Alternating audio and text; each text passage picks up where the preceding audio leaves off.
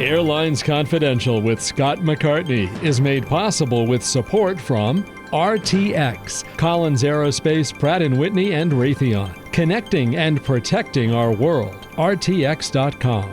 Infinity Flight, the leader in Cadet Academy flight training programs. InfinityFlight.com. Ontario International Airport in Southern California. SoCal So Easy. FlyOntario.com. The Executive MBA in Aviation at the University of Colorado Denver. business.ucdenver.edu. And by Cirium, the world's most trusted source of aviation analytics, Cirium.com. We also welcome your business's support. Contact us at airlinesconfidential.com. Welcome to Airlines Confidential. I'm Scott McCartney, and I'm joined this week by Maya Leibman, former Executive Vice President and Chief Information Officer at American Airlines. Maya, March has come in roaring like a lion in geopolitics and in the airline business, and we have a lot to discuss. Welcome back. Hi, Scott from London. I'm super excited to be back, and you're right, March, what a crazy week this has been. But turning to the airline industry specifically, I'm really looking forward to catching up with our guest this week, Charlie Sultan, who's the president of Concur Travel. So Charlie and I worked together at American many times, and he's just such an awesome guy. And he's gone on to major roles on the distribution side of the business. So we're going to talk with Charlie about everything from his take on the state of business travel today, on distribution, like what AA got right and maybe got wrong about their distribution strategy. We're going to talk about AI, because apparently that's now required by federal regulation in every conversation that you have. Yes. But, if you work for an airline or you sell travel, or you're a curious traveler, you're going to want to hear what Charlie has to say about how the travel business is changing and developing. I'm really looking forward to it. It's going to be a fun conversation. Yeah, I'm too, very much. All right. In news this week, Maya, we certainly had more travel disruption, as listeners all know, because of attacks by the U.S. and Israel on Iran. Flights headed to the Middle East and the Persian Gulf were turned around midair. Lots of airspace is now closed, and maybe closed for some time as this goes on. There have been attacks on major airports, such as Dubai. It's good to remember something like 10% to 12% or more of world international traffic now connects in the Persian Gulf. So there's a lot of disruption to this. I'm sure hundreds of thousands of people rerouting flights or canceling trips or whatever. It's a rapidly developing situation, and we just hope all those involved and all impacted stay safe. Yeah, hear, hear. All right, turning to industry news closer to home. Elliot Management has adopted the Southwest Airlines point-to-point model of stock sales, easing out of its position in short hops rather than one big long-haul wide-body sale, if you will. This past week, the activist investment company sold about 8 million Southwest shares. It's the second batch of share sales since Southwest share price has run up this year on strong earnings expectations. Elliott sold this time at prices above $50 a share, producing a nice return for the company that bought into Southwest below $30 a share. Of course, Elliott has turned Southwest upside down and inside out, pressuring the company to lay off employees, push Chairman Gary Kelly out early, charge baggage fees, reconfigure airplane cabins, move to assigned seats with fees for extra legroom and seat assignments, and remake its board of directors. And now Elliott is saying mission accomplished. Its ownership in Southwest is down to about 9%. And you can certainly expect more sales as Elliott moves on. Speaking of stock sales, last week was a rough one for airlines. And that's before the war started, where higher oil prices and increased flights cancellations, everything else will certainly depress airline stock prices more. But last week I thought was so interesting. It's a turbulent market across the board with uncertainty swirling around. and some disappointing economic numbers last week. But overall, the S&P 500 was essentially flat last week, and the Dow Jones Transportation Average was down less than 1%. But airlines were a whole different story. American's shares were down 4%, Southwest and Delta down 5%, United down 6%, JetBlue down 7%. But the big news, I thought, was Frontier Airlines, which saw its shares lose almost 15% of their value last week. Not good. And the reason for the weaker investor confidence in Frontier seems pretty clear.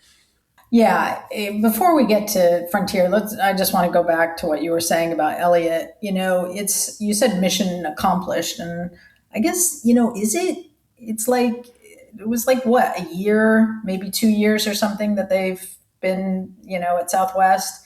I mean, clearly the market believes that this new strategy will work, and Elliot's being paid on that promise. But, we've always talked about, everyone knows that the workforce is the secret weapon for Southwest, and they've gone through, real cultural upheaval, the first layoff, and so the question is, will these human costs show up later?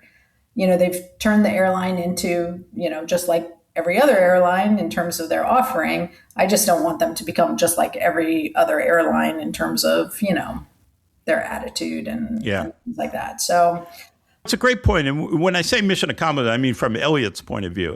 Elliot was only there to make money. I mean, that's all they really care about, right? Right. So they're making money. From their point of view, Southwest shares were underperforming. The market's saying that's right, but you're right. I'm on Southwest every week now while I commute to North Carolina, and it's interesting. I think the employee attitudes are really holding up pretty good, and everybody's adjusting to the new stuff. They're making changes, as we speak in boarding groups and overhead bins to adjust to all that. And, the attitude seems pretty good. I've been sitting in row 4 because you can get assigned seats, and I'm booking way in advance. And that's so I'm right up front where there have been, some battles over overhead bin space. Well, now they're boarding the first 3 rows in group 1 and then 4 and back in group 2. But the flight attendants are reserving bins over row 4 and 5 or so. For those people who get on. So here I come. I'm in the back of group 2, and I'm thinking, I'm in trouble with my bag. And the flight attendant's standing there with her hand over the bin, and she says, "You're in row 4. Here's your bin space." So it just couldn't have been nicer. I was so appreciative that she reserved that, and she was doing it all with a smile on her face. It seemed like no different in terms of Southwest service. So who knows? One example. Yeah. And what you said was, down the road, and how does this hold up? And that is the key question, right? Yeah. Well, that's awesome. That's a great story. And, that's exactly what that workforce is, just great at, delivering the customer service. Yeah. So hopefully this turns out to be a win-win-win for everyone. Going on to what you were saying about Frontier being down 15%. Yeah, that's clearly, what you and Henry were talking about last week in terms of Spirit Airlines coming up with their third life, if you will. Yeah. Maybe they won't get 9 lives, but it does look like they're going to pull off an Act 3. Investors clearly saw the Spirit resurrection as bad news for Frontier, which had been hoping it will be the one big low-cost carrier in the U.S., and somehow they would benefit from Spirit's demise. But Spirit said it had a new agreement with some key creditors to emerge from bankruptcy reorganization in late spring or early summer as a standalone airline again. So the deal is preliminary, and it's going to have to be approved by a bankruptcy court judge after a hearing. It doesn't cover one big part of Spirit's borrowing. That's the revolving credit line, which Spirit had tapped fully before it made its second bankruptcy court reorganization filing last year. So negotiations are underway on that. Citigroup is managing the revolving credit facility. But assuming Spirit can work that out, the company says they will have shed about $5 billion of its $7 billion in debt and lease obligations. It's shrunk by more than half. And Spirit says its fleet costs are going to be reduced by 65%. Listeners are going to remember that Spirit renegotiated contracts with its labor group, so payroll costs will be a lot lower as well. So it's like basically a new airline, half the size of what it was. I'm going to call it we've got an opportunity to rebrand it here as the Ozempic airline. It's half the size and claiming to be healthier for it. So we'll see if customers find it more attractive this way. Love that. Yes. Yes. Yeah. The Ozempic airline. And, one big question to me, it seems, is there any new money coming in with this? We don't know yet, but it's this deal with the creditors. Are the debtor in possession creditors going to put more cash in? Because I don't think Spirit's going to stop burning cash overnight. And so, they're going to need cash to make this work, especially as they talk about becoming more of a premium airline, which seems to me that's going to be a hard sell. They have such a reputation in the marketplace. They're the butt of the late night jokes and everything else. To all of a sudden flip the switch and say, first class and premium economy and good service and all on Spirit. That's going to be, you're going to have to spend a lot of money marketing that.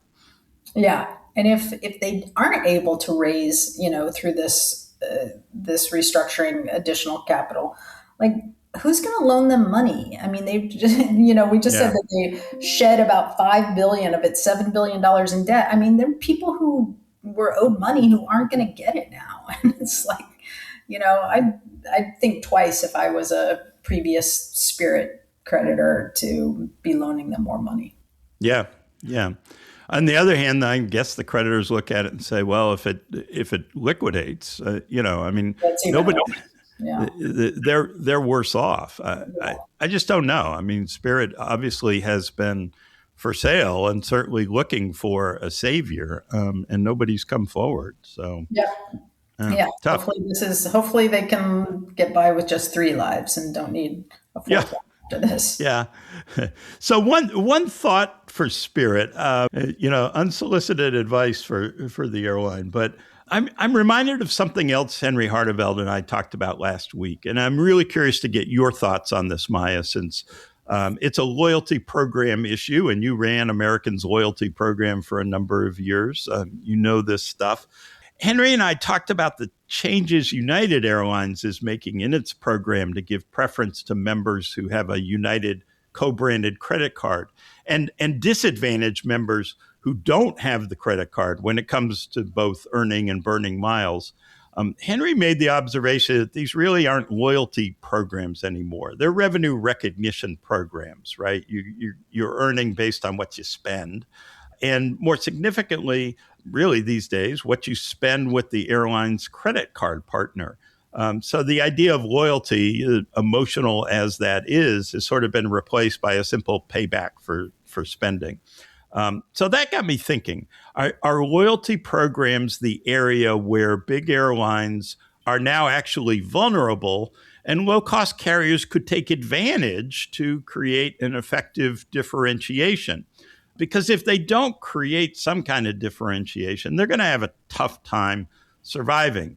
We've talked in the past about, hey, the low-cost guys had a good model, and the big guys figured out how to address that with basic economy and a whole lot of other changes. And now kind of the ball is back in the low-cost guys' court to come up with something that will entice customers back to them. Because big airlines are matching prices and amenities and providing better service than these guys in many ways. I don't think trying to be a mini Delta, that seems to me to be a losing strategy. You got to offer something different, something to entice customers to fly you instead of Delta or American or United. So here's my idea. Offer an old school loyalty program that gives out free tickets after a set number of round trips. Southwest Airlines did this for many years to much success. Pre-1996, it was a free round-trip ticket after 8 round trips within a year, I believe. It was originally called the Company Club, then rebranded Rapid Rewards. It was simple. You flew 16 one-ways, and you were mailed a paper coupon for a free round trip wherever Southwest flew. Back in the day, they didn't fly very far, right? Um, but you could arbitrage it a little bit. There are a lot of, I did a lot of trips between Dallas and Houston and then use that as a ticket to go to California or whatever. But the loyalty generated went a long way toward winning customers. So imagine if Spirit comes out and says, fly us for 8 round trips over, say, 2 or 3 years, because they have a lot of occasional travelers, and you get a free ticket. And make that free ticket comparable to whatever you buy, so you can have an incentive for people to buy up. So you buy extra legroom seats on every leg. You get a free ticket for an extra legroom trip, or you check one bag every trip, and your free ticket includes a checked bag. I think you can create a meaningful, attainable reward for the occasional traveler. That's the Prime Spirit customer. And that's also the customer that United, with its credit card, devaluing miles and points unless you have the credit card. That's the customer United is saying, we're not caring about you so much. So, hey, if I take Spirit this Christmas, I'll get a free ticket. People will game the system, a lot of short trips between Fort Lauderdale and, I don't know, maybe Atlanta, and then use the free ticket to go to Lima, Peru. Great. So what? Please, customers, game the system. You fly Spirit. That's the whole point. But they need to offer something the big guys can't match or won't match. And the big guys have saddled their loyalty programs with so many rules and requirements and cheapened the value of their miles and points so much that I think this is now the area that low-cost carriers could exploit. They need to keep it simple. They need to keep it rewarding. But giving people real incentives to buy tickets on your airplanes could really help them win back customers and build real loyalty. I don't know. Am I crazy? What do you think, Maya? I don't know, Scott. I think you're a little crazy. All right, here's what I would say. So first, like a little history lesson. So originally, these loyalty programs really were revenue-based programs because they came right around the time of deregulation. So Advantage, the first loyalty program was I think 1981. So just a couple of years after deregulation. And during regulation, basically the fare that you paid was super correlated to the distance that you flew. So you would the original programs, you flew a mile and you earned a mile. So the longer you flew, the more miles you got, but the more you paid for that ticket. So, even post deregulation, there was still a pretty high correlation. But then over time, that paradigm sort of got broken because now in a deregulated environment, the fare paid was based on the competition on that route rather than sort of the distance of the flight. So now you would have a cost, a flight from Dallas to El Paso would cost more than a flight from Dallas to LA. So, now the value of the rewards was not commensurate with the value that the airlines were receiving. And so, what business would do this, And the only reason I think it took so long to convert back to a revenue-based program was because, number one, it was a decent-sized internal effort. There was a lot of things that needed to change internally to be able to recognize revenue and reward somebody based on revenue rather than, what was really simple, which was fly a mile, earn a mile.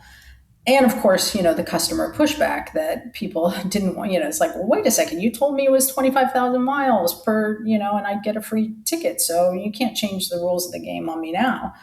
So they started as revenue-based programs. They kind of fell away from that just simply because of the nature of fare changes. They went back to the revenue-based programs. And I think that you don't want people to game it flying, from Fort Lauderdale to Atlanta 8 times and then using your ticket to go to Lima is really a bad, proposition for them. So it's like losing proposition. That's why Starbucks doesn't, why you don't do a punch card. Your local cafe doesn't have the means to do something, but you get this punch card so that the person that bought the 79-cent drip coffee gets the same reward after buying 10 of them that the person who bought the $5 latte does. But at Starbucks, the rewards program is, your stars are based on what you're spending. So at least I think it is. It's complicated. I've never really actually looked at it. But anyhow, all right. So I don't agree with your great idea, except to the extent that, one, I do think there are things that Spirit should look at doing that the majors aren't doing to set itself apart. And two, I do agree with trying to keep it simple. What I like, and what I really don't think the majors would ever do, is this idea of pooling. So your family of four. So like you said, these Spirit travelers are generally, occasional travelers. So getting them to fly 16 one-ways or something, that's a lot of travel. So the challenge there is like, I'm price sensitive.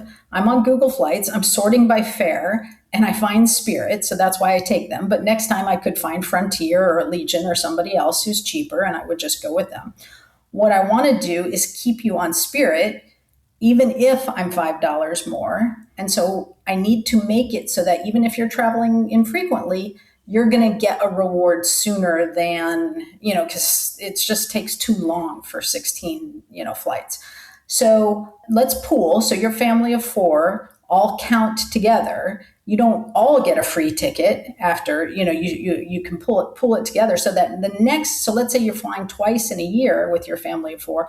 Now, after your second trip, one of you gets, you get sort of that pool gets one free ticket, but that's still, it's better than waiting, 4 years for that. Right. And I think it's exciting. You could put together a group of friends that every year you're going to do a different trip, and every year someone's going to get that trip for free, over the course of 4 years. And it's just, I think there's a lot of fun things that you could do with that. So yeah. I love that idea. Yeah. I think that's great. But yeah, even if they end up losing money on it, I think in the long run, they're going to gain, because you got to get people not only flying Spirit, trying your product. If you are offering better service or whatever, you win over some customer loyalty. But I don't know. I think the big guys did really well for a long time with people gaming the system. Yeah, and I think Spirit's in a tough hole. And when you're in a hole, stop digging. They got to do something different. So, but I love the pooling idea. I think that's great. We've solved it. Okay, good. Never thought we'd say this. We save Spirit. No. All right. Time now to thank our sponsors who make this podcast possible. Thanks to RTX. RTX believes no challenge is too great, no question too big, no answer out of reach. That's why RTX never stops striving. The RTX global team works across Collins Aerospace, Pratt & Whitney, and Raytheon to inspire, innovate, and drive progress for generations to come. RTX pushes the boundaries of known science and finds new ways to connect and protect our world. Visit rtx.com to learn more. And we want to thank Infinity Flight Academy, the leader in Cadet Academy training programs, for helping us bring the podcast to you. Whether you're looking to build a custom pipeline or strengthen your existing cadet program, Infinity Flight Academy delivers consistent airline-ready results. And for those of you listening who've always dreamed of flying or know someone who has, Infinity Flight has trained thousands of students, many now flying for major airlines around the world. Learn more at infinityflight.com. Infinity Flight Academy, where future airline pilots take off. In addition, thanks to Cirium, Cirium offers the most accurate and precise data and analytics to enable airlines to optimize planning, operations, and passenger services. The right intelligence drives operational efficiencies, enables you to predict market shifts, and helps airlines respond quickly to maximize revenue, manage costs, and seize commercial opportunity. Visit Cirium.com for more. Okay, let's bring in Charlie Sultan. Charlie Sultan is president of Concur Travel, the travel management arm of software company SAP. Concur, as I'm sure listeners know, provides expense management software as well as booking tools to companies. Charlie has an undergraduate degree from Wharton and an MBA from Northwestern. His 28-year career has been split between SAP Concur and American Airlines, where he held leadership roles in revenue management, financial planning, corporate and distribution strategy, loyalty marketing, and more. He's now leading Concur's new strategic alliance with American Express GBT and the launch of a new solution called Complete, which is billed as a, quote, revolutionary new travel tool and expense platform. He and Concur are involved in developing artificial intelligence tools for travel. In short, Charlie has been involved in the airline business from many different sides, and it's a pleasure to have you join us on Airlines Confidential. The pleasure's all mine. Longtime listener, so thanks for having me. Great. Charlie, we always start, as you know, with what we affectionately call the Baldanza question. Ben Baldanza, co-founder of this podcast after stepping down as CEO of Spirit Airlines, loved hearing everyone's story of how they got into the airline business. So how'd you get into this crazy business? Yeah, the famous Baldanza question. I love hearing everyone's answers to this one because for the most part, it seems like no one really plans to get into the airlines. You just sort of fall into it, and then you're, I think, lovingly stuck for life with it. Yeah. You get sucked in and then you never get out. Pretty much. You know, it's funny. I think the first thing I ever wanted to be in life that I remember was an air traffic controller. And I don't know why. I heard it was high stress, but you got to work with computers. It had something to do with airplanes. And so I thought that was cool. And as I got older, I kind of had forgotten a little bit about that. But I was actually an undergrad at Wharton going through the business program there, looking for a marketing job. And American Airlines had come recruiting on campus, and there was a posting in the system, but it only said MKT analyst, which in my mind was a marketing analyst. And so I thought, cool, I'll go do marketing for American Airlines. Well, I didn't really read the job description too much. It turns out it was a market analyst, not marketing, but a job in pricing and yield management. I interviewed with Rob Borden, who had come to campus. He actually picked me to go back to interviews in Dallas. And it's funny, I had interviews in New York with American Express where I had interned. I had interviews up in White Plains with General Foods. I think that was in the process of being merged with Kraft. And so I went to New York and you know, it was one of the stereotypical 35 degrees, kind of wet, rainy days. You're kind of going through the hustle and bustle of the trains and people trying to hand you stuff on the streets. And then I think a week later, my interview was in Dallas. I got flown down in first class. I got an ice cream sundae. I landed in Dallas. It was like 72 degrees. The birds were chirping. The skies were blue. I interviewed with some great people who just sounded like they were working on really challenging, fun-sounding projects. You know, they were figuring out how to deal with startups like Vanguard and AirTran and ATA and what they were going to do with the pricing schemes. And the other thing is at the time, American was hiring probably about 10 new undergrads and 10 new MBAs a year into the pricing and yield management group and into the finance group. And so it had a really good collegiate vibe to it.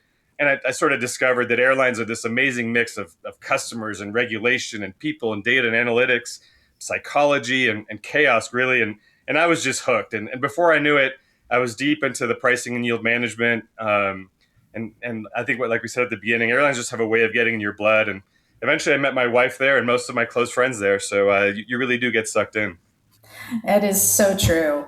And, you know, you and I joined American kind of around the same time. And one of the things that was so great about it was that, you know, it was an organization that really valued a breadth of experience. And you were really encouraged to, you know, look around the whole airline. So, I mean, you have had a career, you know, you did work in pricing and yield management, in distribution and sales and finance and loyalty and strategy, and now you're in travel expense and booking. You know, just like it's so broad. Was there anything that really stood out to you, like this was my favorite job ever, or you know, something that really appealed to you? Yeah, geez. You know, I think it's funny because all those things that you talk about are things that as I would go on recruiting trips over the years, you would talk to people on campus and you would go to classes and I got to teach a few classes here and there. And it was the breadth of how you got to move from one department to the next and really learn the business from all the different angles. It was a huge selling point. And I would say, you know, I always liked being close to the decisions that mattered, right? And I wanted to influence the outcome. And as you know, each of those departments at American was very heavily quantitative.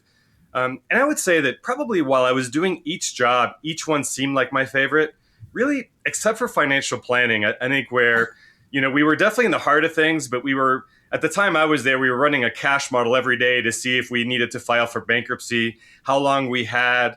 You were listening to capital requests that seemed very reasonable, but you knew that you had to conserve cash. But it was great in that place to get to work with Brian McMenemy and see Tom Horton and Bev Goulet and Candace Irving and Peter Warlick and Michael Thomas, how they operated, how they thought. Pricing and yield management, though, they got rebranded to revenue management, was such a great place to start and learn the business. And apart from the collegiality of it all, you really, you guys dedicated a whole episode with Professor Doug Parker on this. And I would say, that really only scratched the surface, really the vast amounts of data, the analysis, the decision-making, working on low-cost carrier strategies, the annual revenue forecast. I would say that was probably really formative. I got to work with Elizabeth Junninger early on, who taught me how to be an analyst. And Kathy Bonanno, the domestic group, when I first started, was being run by Craig Krieger. And so just to be able to see him operate and how he ran an all-hands meeting, how he communicated, how he ran the department, I think that was a foundational learning point for later in my career. As I mentioned earlier, I met my wife there. I got to work with Jim Butler, who you guys have had on earlier, and Derek DeCross and Kurt Stache, and people who have become my lifelong friends. So, at the time, that was a highlight. And then after I went to grad school, I came back into the airline profitability, or what is now, I think, the strategic planning group. And that was awesome because we got frequent exposure to the CFO and the CAO and got to hear what they were thinking about and what they were worried about. And we got to, analyze which routes were profitable and look at potential mergers and strategic relationships and weighed in on what routes they enter. There I got to work with Kenji Hashimoto and interact with James Beer and Tom Horton, and Gerard Arpey and Ralph Rishardi and all these guys who are all very different, but you got to sort of see how their brain worked. And I think in that group I was working for Viras Vahidi, and so you got to see how he sort of masterfully operated and sort of kept everything moving and how he went through it. But I would say I probably love my roles in sales and Advantage the most. In sales, I got to work with David Cush and Maria Sebastian and Jill Surdek and Chris DeGroat and Patrick Quayle and Vasu and Corey Gardner. And man, that was such an all-star team. And of course, in Advantage Partner Marketing, I had this amazing boss in Maya Leibman. I was waiting for that one. I mean, 100 of my favorite people, but I was waiting for mine. Well, I met you sort of really early on in my career, but I think that was the first time we really worked together. And that was so much fun. And I learned so much from you as well. And you pretty much would always have, it didn't matter what audience you were talking to, you had them eating out of the palm of your hand. You were so considerate and you were so kind and you were so thoughtful. And it was great to sort of work with you. And you took feedback and you listened for opinions. I got to learn a lot from Bridget Blaise-Shamai and Suzanne Rubin and just a lot of really fun customer-facing projects in that group and thinking about the customer. And that was fun. And, loyalty really, like, it looks like it's a marketing program from the outside, but it's really just a balance sheet business that's disguised as a customer program. And I think what those roles in sales and Advantage had in common was getting to work with the external parties, right? So meeting with corporate travel buyers, working with travel management companies, getting to revise the commission structures, the corporate discounts, negotiating with Sabre, negotiating with Expedia, creating a new credit card with Citibank. All those things were just so much fun. And really, I think sort of as you talked about it, what I enjoyed most of my career is working across the functions. And once you start sitting in enough different places, you start understanding how your decision impact other groups and how the decisions ripple through. But I guess really long answer to a very short question. But if I had to pick one, I think my favorite was probably Advantage. Yeah, I might actually say the same thing. And God, that was so great listening to all those names. They're all such quality people, and we had so much fun. But I get why you didn't love the finance role. You're like one of the most creative idea guys I've ever met. And that kind of thinking in finance is what lands you in jail. So that you got out of there pretty quickly. I think it was David Cush at one point who had said, hey, if you want to succeed in this world, you have to learn how finance works at a company. And he was right. I mean, the skills you learn running the budget for a company of that size, running the capital planning, going through the bankruptcy process, planning process, you do learn a lot. And so it was sort of one of those, take your medicine, learn a lot, but not something that I really relish and want to do again. Fascinating, fascinating. Love hearing you guys talk about all of that. So, Charlie, it seems like there's a lot of change going on the distribution side of travel. Amex GBT doubled in size last year by buying CWT for $540 million. Travel technology company Sabre has been struggling of late. What's your take on distribution in general? What does the disruption mean for the industry? Yeah, it's a really interesting question, right? And I think if you take a step back, distribution is probably going through exactly what you'd expect when a system that was built decades ago is being forced to modernize. And so, let's talk about Sabre and Travelport and Amadeus, the GDSs first. I think those guys were the original platforms before being a platform became a very sexy word in technology. And they offered a system where most of the necessary content was there. It responded almost instantaneously, looking at so many different permutations. And that really allowed for travel agencies to scale and operate using the GDS technology. A travel agency could use them for their profile, the shopping, the booking, the servicing, and pretty much became the one-stop shop to be able to create an agency. The interesting thing is as the GDSs were being founded, mostly by airlines, that they realized that the switching costs were going to be high for people to migrate from one to another.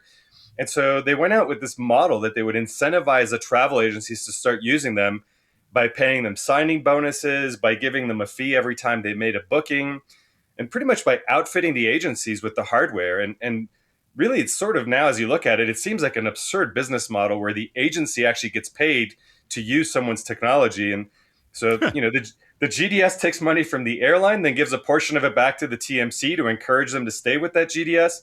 And in some cases, they take a portion of that money now and give it to the corporate buyer as well to encourage them to use the GDS. So they've put themselves in a really difficult position because I think even if they wanted to change the model now, they have so many financial commitments to these agencies, and it's such a competitive landscape, and one that served them well for so long that they sort of don't know any better, right? They grew their market share this way. And they got to a point really where they just couldn't keep up with the necessary investments to deliver. But, I'll tell you, the airlines are also to blame. I remember I was running our distribution strategy group, I think sometime in 05 and 06. And I remember having meetings with Sam Gilliland and Tom Klein, who were running Sabre at the time. And, we brought them into a room and we're like, hey, we need you guys to invest. We need you guys to modernize. We have all this low-cost carrier competition and your system doesn't allow us to differentiate our product because you're not allowing us to show enough attributes. And we end up sort of matching fares, even though our product is a lot better and we don't have a way to upsell people. And then in addition to that, we're making large investments in product overall and we have no ability to showcase this. But so the message we told the GDS is, hey, we need you guys to invest millions in your platform to make it better, to modernize it. And we'd like to pay you less than what we paid you in the past. And so sort of in retrospect, it's not difficult to understand why they weren't jumping at that opportunity. And so, I think that the GDSs were sort of trying to milk the cash cow as long as they possibly could. And so now I think that they're paying the price for it. I think on the agency side, I think we've seen massive consolidation in the travel agency space. Honestly, some of which was actually probably funded by some of these GDS bonuses. And so, as you said, in the U.S. market now, you have Amex GBT that after their CWT merger is huge, and you've got BCD. And so probably those two guys now account for almost 2/3 of the managed travel business. And it's ironic because the airlines, the hotels, the travel suppliers really help to accelerate this, right? The bigger you are, the better commissions you can negotiate, the better the GDS inducements you can negotiate. And so as a larger TMC, you sort of look at some of these smaller agencies and you can actually make a pretty robust ROI of just buying them based on the fact that you can probably get 10, 15, 20% higher revenues from each of the suppliers just by putting your name on it. And then you do have a lot of duplication of technology that over time you can get rid of. And so you can get some synergies on the cost side. So, I'm not surprised. And I say the suppliers accelerated the merger activity because I think that the tech angle would have also forced this to happen, right? And you sort of got to an environment where the GDSs could no longer provide everything that was needed. And so the agency needed to invest some of their own technology and some of the other players. And I think you've reached a point really where the investments that are needed to maintain and run an effective travel agency are so big that you really need a large base of customers and transactions to be able to defray those costs over. So I think you're going to continue to see consolidation of the long tail, the regional players, other geographies maybe that haven't experienced it yet. And so I think the consolidation continues. Interesting. So interesting. And with that disruption, I think this kind of ties into this the disruption discussion. But Vasu Raja, who you mentioned before, famously pushed companies to book directly with American rather than booking through those travel management companies. It cost American a lot of corporate business, but in some ways, a lot of people have suggested American was directionally correct, just wrong in its timing and wrong in its tactics of how it went about pushing this change. What do you think? Will that ultimately be the future, especially as AI tools take on more and more management of travel? Yeah, it's an interesting question. I think a couple things. One, I think the strategy, obviously, of wanting to accelerate to have technology providers display the product, display the attributes, allow airlines to not be treated as commodities. I think you had a guest on earlier where you guys talked about that. I think that strategy is right? And I think, NDC, the new distribution capability, allows for attributes and things that are not wed to the traditional GDS and the traditional 26 letters of the alphabet and the closing and opening of buckets that Doug talked about in a prior podcast. So I think the desire to want that to accelerate was valid. We've seen airlines like Lufthansa that started charging a distribution cost surcharge to try to create pain, honestly, and to try to say, hey, if you're still going to access things through this channel, it's going to cost you more, and to try to motivate people. And we've seen Qantas and other airlines take content away to try to do that as well. But none of that really seemed to be moving the environment as fast, I think, as American wanted the environment to move. And I think the reality is that the travel agencies, the corporate customers, the online booking tools, the GDSs, they all wanted more time.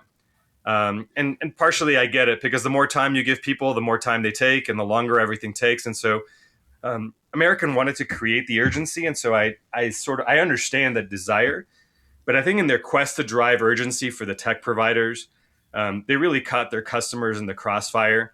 They really soured the relationships with the TMCs, with the tech providers, because the underlying technology that people wanted to use, the GDSs, wasn't ready to do it. And then on top of that, I think you layer in the fact that the people from American that had the relationships with the travel buyers, with the TMCs, that could have explained the strategy, that could have defended the behavior, that could have made the process less painful. All of those people were pretty much let go at the same time. And so it's sort of tough to undertake that large systemic change and not have people there to explain it. And so the people who were left to explain it were the travel agencies, who were not very happy with where things were going there. Yeah.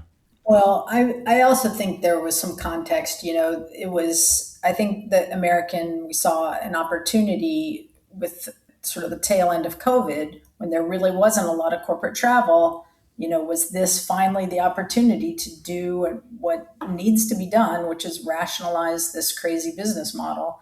And so I think that led to a little bit of the urgency behind it all. But moving on from that, just tell us what your take on sort of the state of travel overall is. We've got international issues. There's, we talked about corporate, political issues, all sorts of things happening. What's going to happen with travel?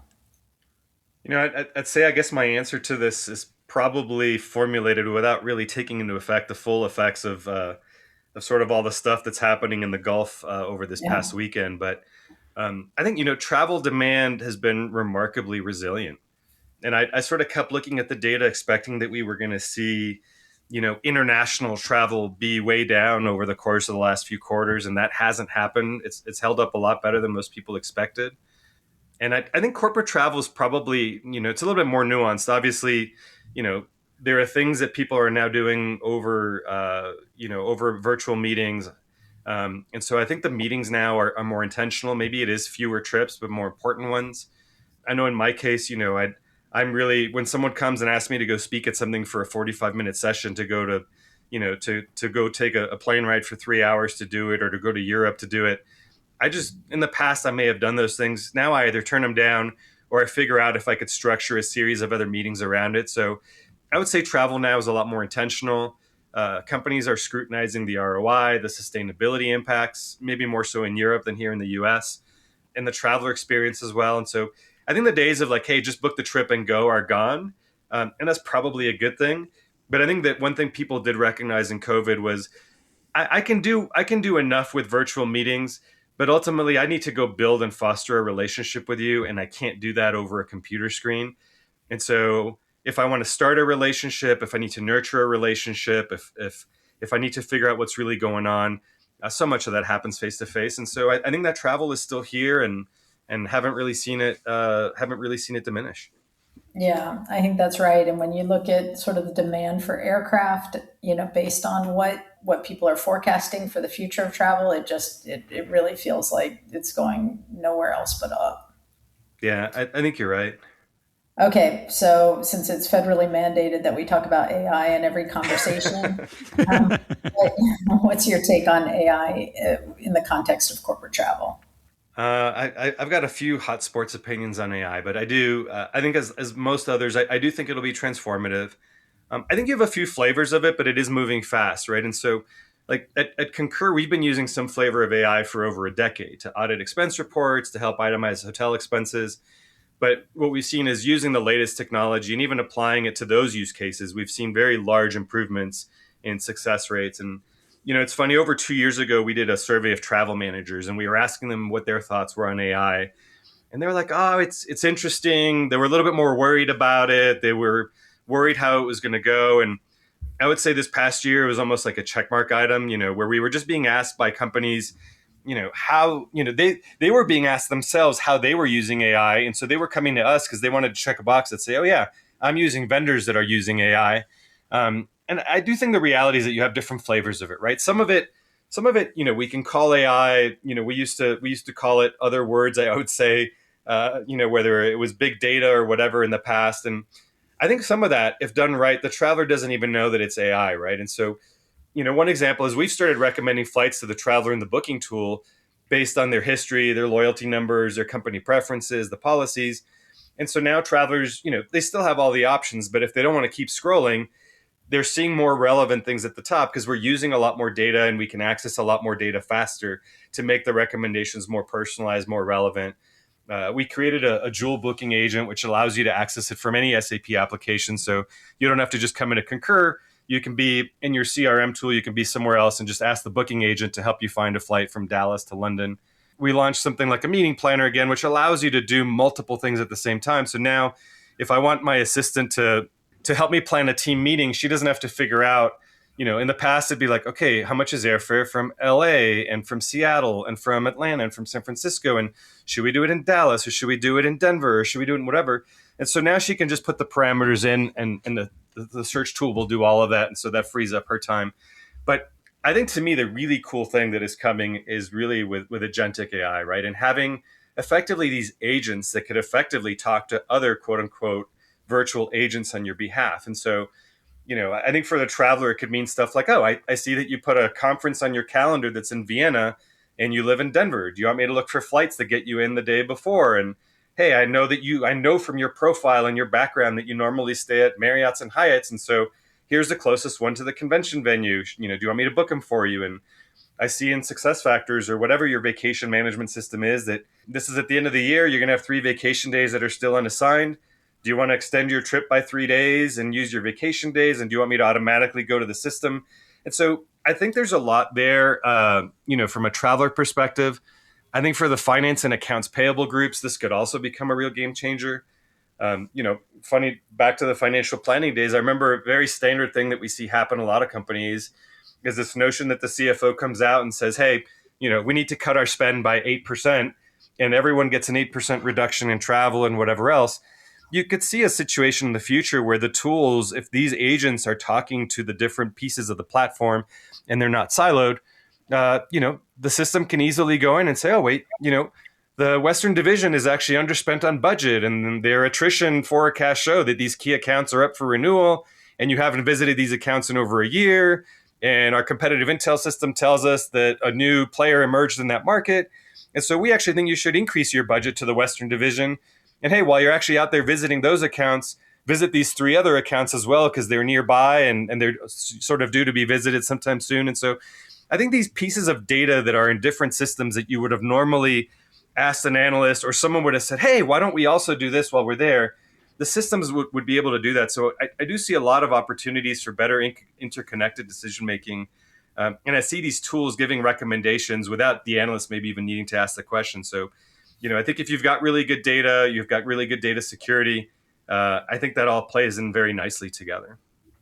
That's so interesting. And, you mentioned some customer facing stuff. I think disruption is an area, and disruption, can get complicated, right? When you're on corporate managed travel and the airline says, no, you got to call your travel agency, not, your travel management company.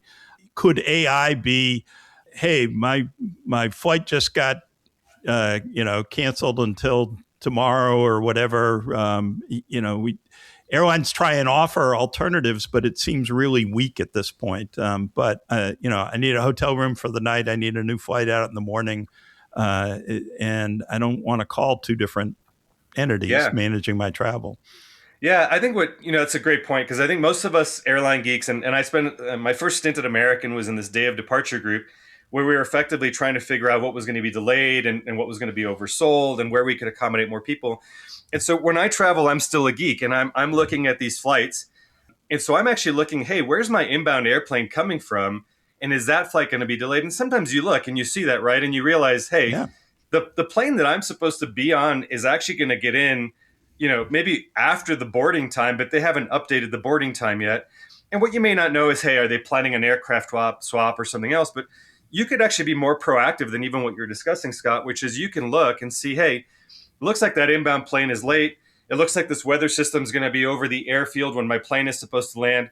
And so I can actually start predicting the likelihood that your flight is going to be delayed, and start looking at, hey, you know what? You're already at the airport. There is actually a flight that's going to leave, you thought that flight was supposed to leave an hour earlier, but that one's delayed by 20 minutes. Let me reaccommodate you on that one.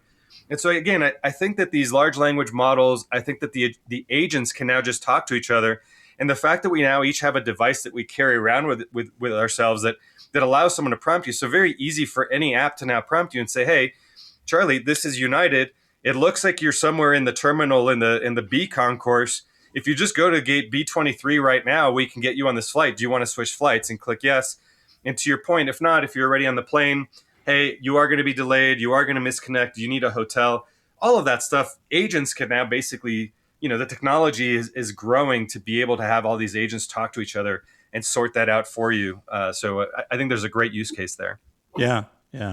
So Concur, since its inception, has worked across all TMCs. But with the new strategic initiative with American Express, GBT, maybe that's changed. Can you talk about what the new initiative is and why you abandoned sort of the Switzerland agnostic view of all TMCs are created equal?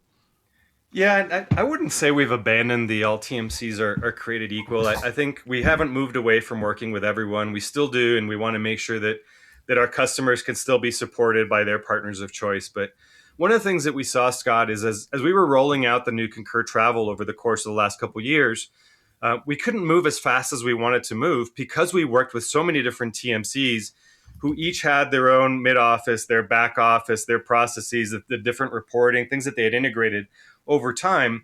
And as we wanted to make changes, they rightfully each wanted the chance to test and certify and modify and see all the downline impacts. And so the problem to that is that we would be out there talking to customers and telling them about some great new feature that we had. And they're like, yeah, I don't have it yet. Yeah, my TMC is not ready to move yet.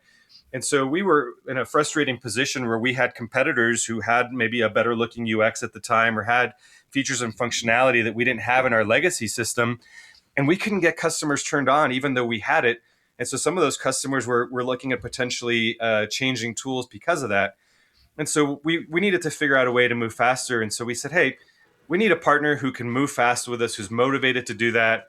And we want to make sure, obviously, that we're always meeting the needs of the market. And obviously for us, like GBT is one of the premier TMCs out there who could also inform where the market is moving, who also has thoughts on how we can help enhance and accelerate. And so we decided to partner with them so that we could still continue to build new Concur Travel and continue to modify that. But on top of that, have additional resources and additional people working on this new view, that maybe matches what we're doing. I describe it to people. I don't know if you guys remember years ago that Eddie Bauer and Ford partnered to make an upscale, SUV, and so it didn't mean that Ford wasn't still making the other models. It just meant that there was another model that they were co-branding with Eddie Bauer and working on together. That's sort of what we're doing here. We're still working on new Concur Travel, but we have sort of another version of it that we work with GBT, where a lot of the things are going to launch first with them, where a lot of the things we're going to be able to work closely together to incorporate AI and incorporate some of the other streams that in the past we might have just tried to do with committees or tried to do over a long-term period without understanding as well the downline impacts. Well, that's a pretty interesting approach.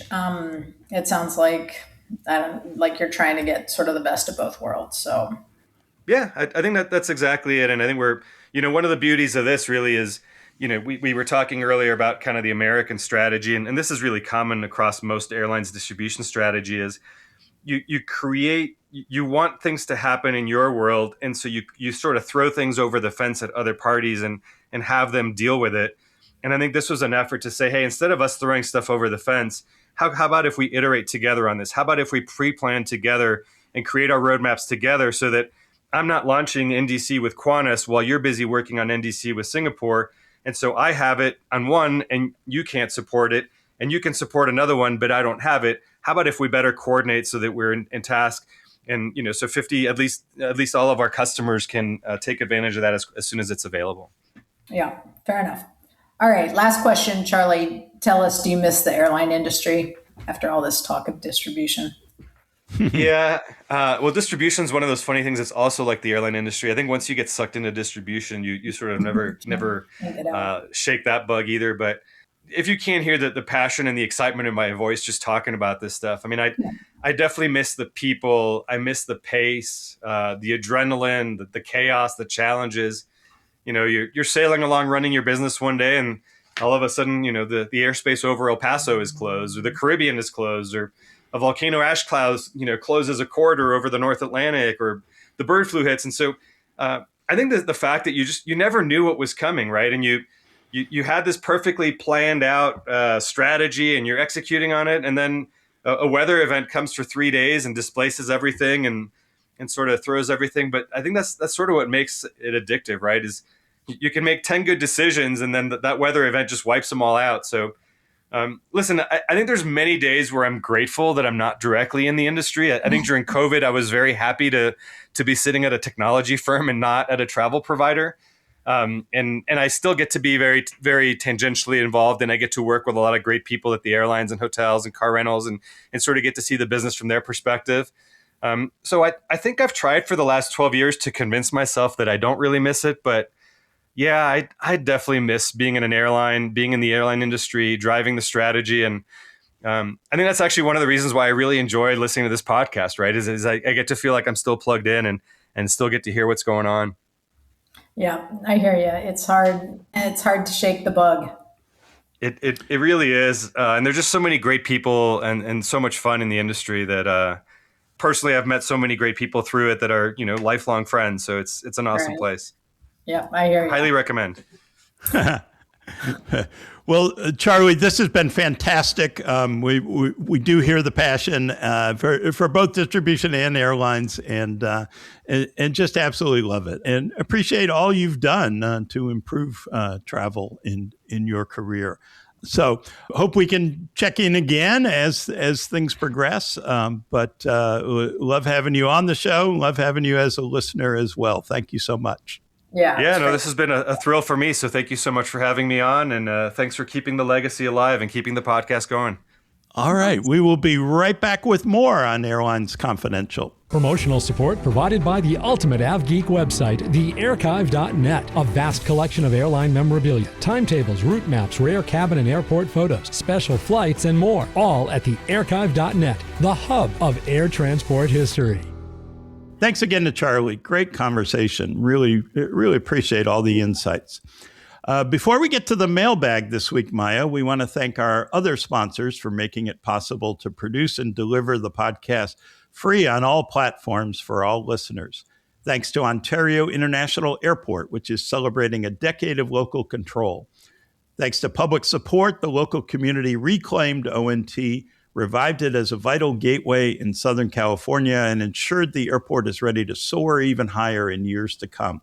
Visit flyontario.com/10 to learn the story and find out how you can join the year-long celebration of how a decade of local control has turned ONT into one of California's fastest growing and most economical airports.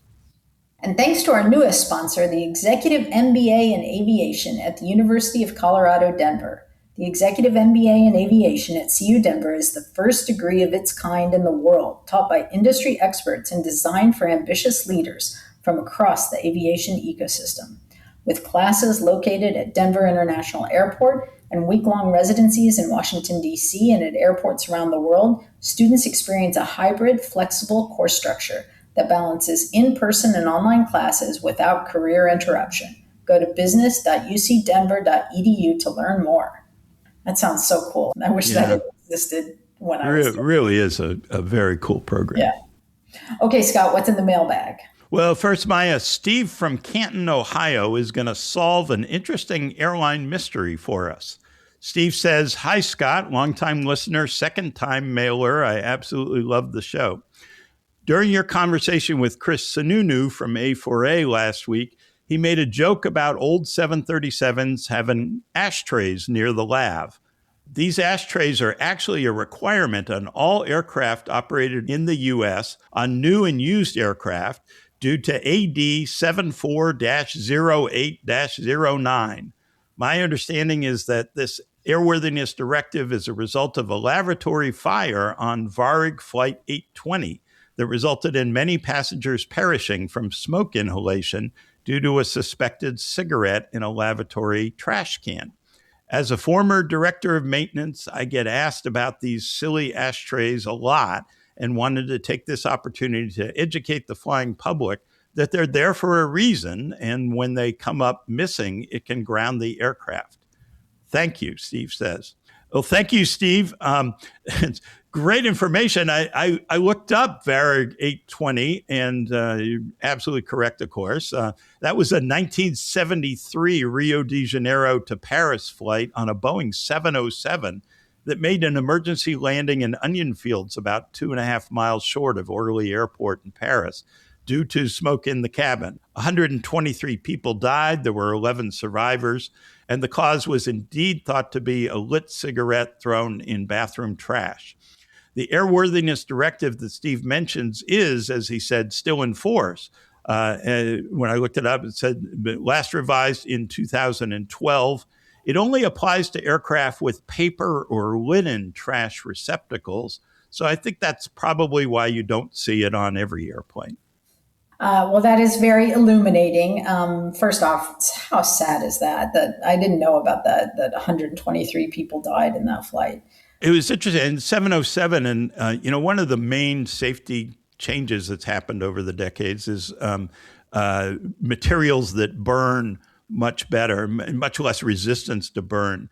And when I looked up that crash, and the 707 didn't have that advantage. Those people all died of smoke inhalation, carbon monoxide, very quickly because of how the smoke spread through the cabin, how the fire spread. Airplanes today much more equipped to be survivable in those kinds of accidents. Oh, okay. Well, that's good to know. But speaking about present day, wouldn't you hate to be the pilot? Let's say something's wrong with that ashtray that has to explain that the flight isn't going to go because of a ashtray in the lav. Yeah. I think people would lose their minds. It's, wait a second. Not only can I not smoke, I absolutely can't smoke in the lav. So what? Yeah. I would go nuts. Are you serious? This is why the flight's not going? Yeah, no, take a glass and tape it to the door and say ashtray. Okay, here's another one, Scott. This is John from Rochester. And he says, "Hi, Scott. Love the show. Look forward to it every week. If we had a magic wand and were able to fix the ATC system, what changes do you think we would see because of it? Would flights be shorter? Would airline profits dramatically increase? Would safety be improved? I'm sure there are other benefits I'm not aware of. What do you think? Thank you, John."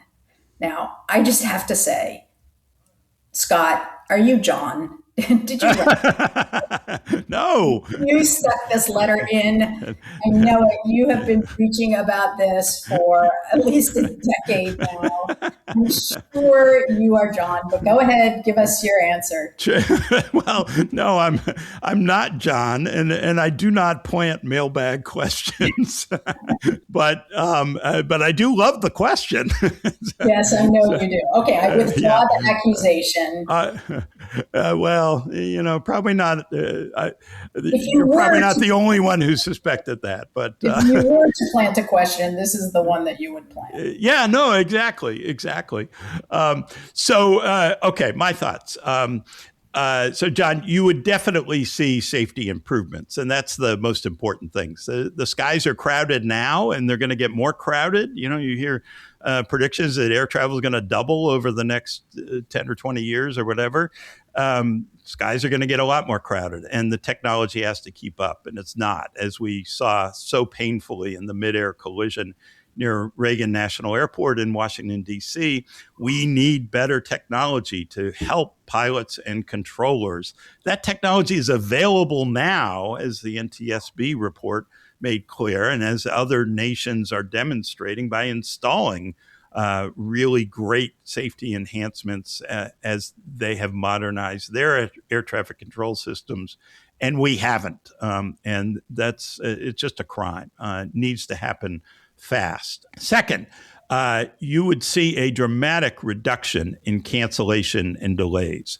And it's not just from capacity increases, although that's important. The ability to space airplanes closer together safely, for example, would reduce cancellation delays. But more importantly, you would see the reduction from having greater flexibility in the system. And by the way, yes, that would save airlines money and travelers' time because it is expensive. Delays and cancellations are really expensive, both to airlines and to their customers. Today, highways in the sky get closed when there are bad storms on that route, for example. And there's very little flexibility built into the system to route around that. With a better system, you could actually move the route that planes are programmed to fly around the storm. So J41 is closed down. It's the name of a jet route, just as an example. Let's move it 50 miles south. And if there's a conflict with another route, we move that 50 miles south. You get the idea. Redraw the lines. And that can be instantly uploaded into not only air traffic control systems, but also the computers in the cockpit. So that's one possibility, one way you can have a better system. That can be done in real time, and you can have more routes in the sky available for use. A lot of the problem is, routes get shut down. Everybody going into New York either over Cleveland Center or Washington Center. Well, if Washington's closed down, Cleveland can't handle all the traffic. So we've got to figure out a solution to that. All right, another delay reduction example. Today, the U.S. mostly spaces landings by distance, flights 3 miles apart, for example. But what matters is time on the runway. When you have headwinds, it takes longer for a plane to travel 3 miles. So you have unused capacity on the runway. And because you get fewer landings in each hour, delays cascade, right? But there are systems available that safely space flights by time instead of by distance. And you benefit from that all the time, Maya, at London Heathrow Airport. That's where I first saw this in use years ago at the Approach Control Center at Heathrow. These systems are in use in Europe and other locations, and the FAA has been trying to implement time-based separation with, I think, very limited success. Like most FAA modernization projects, it just hasn't made it to prime time here. We could really reduce delays at airports by taking strong headwinds out of the delay picture. One other area, you can have smoother flights. How? Well, improve communications so that pilots can text controllers with altitude requests, and controllers can see the requests come in as red, green, or yellow, depending on what the system sees as conflicts. Approval can be made with one click. Today, radio frequencies get jammed with so much chatter. It can be hard for a flight to get to a better altitude. This first went into use over oceanic regions where there weren't radio communications, but certainly satellite-based communications. You're coming across the Atlantic, heading to the U.S., and you've gotten light enough with fuel burn where you can go up to a higher altitude, get a better ride. But if you're over, water, used to be you had to get on high frequency radio to make a request. It was a real problem. Now systems are set up so you just send an email, basically a text to the controller, as we do in so many other uses. I think, other ideas, I think there would be fewer equipment outages with modern equipment. That's been an increasing problem in the U.S. There would be less burnout among controllers if they have better tools. There would be more capacity for already slot-crowded sectors and airports, and the huge safety improvement. There are just so many future benefits available today and more in the future. And I am really hopeful that the current administration, which has really bought into this and has a 3-year timeline, will make progress in those 3 years. History would say, good luck, but we have to change the course of history here. Preach, Brother Scott. Yeah. Amen. Can I get an amen from the congregation? Amen. For sure. Amen. I've got nothing to add. We just need to go and do it. Well, it is a huge issue, hugely important. I think it would be hugely beneficial for the industry and for travelers, and no reason why we can't get this done in this country. Just as we got this podcast done, that's all for another edition of Airlines Confidential. Thank you, Charlie Sultan. Thank you so much, Maya. Yeah, I really enjoyed it. Thank you, Scott. Have a great week, everyone. This podcast is produced by Mass Media. Info@massmedia.net.